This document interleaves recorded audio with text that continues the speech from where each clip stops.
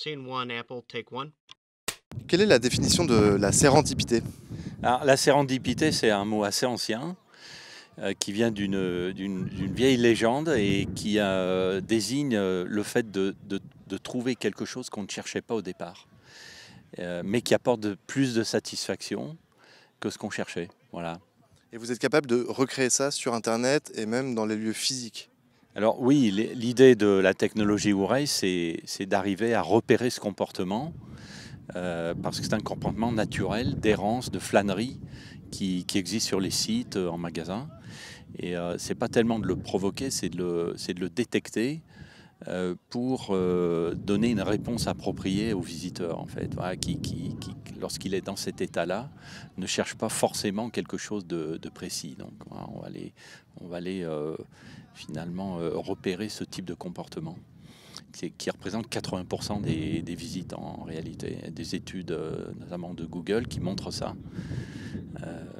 Voilà, c'est 80% des visites qui sont aujourd'hui, qui passent à travers le moule des solutions classiques. Concrètement, qu'est-ce que ça pourrait donner sur la page d'un site web du tourisme? Alors, j'ai un exemple bien précis en tête. C'est un cas réel qui a été vécu. Nous, on a appelé ça, on a fini par l'appeler le syndrome du cadeau d'anniversaire.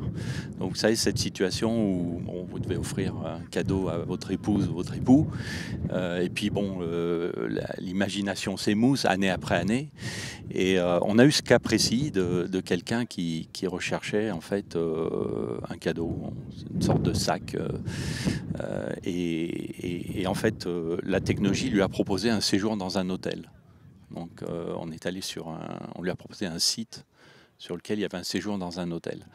Et la personne avait navigué sur des tas de sites de sacs, en fait, de cadeaux de ce type-là, mais il choisissait pas. Et on lui a proposé ce séjour dans un hôtel, et en fait, il a pris ça. Donc ça correspond, bon, c'est totalement décalé par rapport à ce qu'il cherchait, mais ça avait un sens pour lui. Et l'inattendu, le décalage l'a séduit. Voilà, il a pris ce séjour dans cet hôtel pour son épouse, en fait. Le sac, il l'aurait sans doute jamais acheté. Peut-être qu'il avait déjà offert un sac l'année précédente. Oui, c'est ce phénomène, ce qu'on appelle le syndrome du cadeau d'anniversaire, là où il faut surprendre. Donc le choc émotionnel, en fait, a un impact sur l'acte d'achat? Ah, complètement, oui, complètement. En fait, on impacte 80% des parcours dont on sait qu'ils se terminent tous sans achat. Donc on va les convertir un panel de visiteurs qu'on a abandonné jusque-là, quoi. Voilà. Les gens qui n'avaient pas une idée précise de ce qu'ils cherchaient, c'est ça notre terrain de jeu, en fait.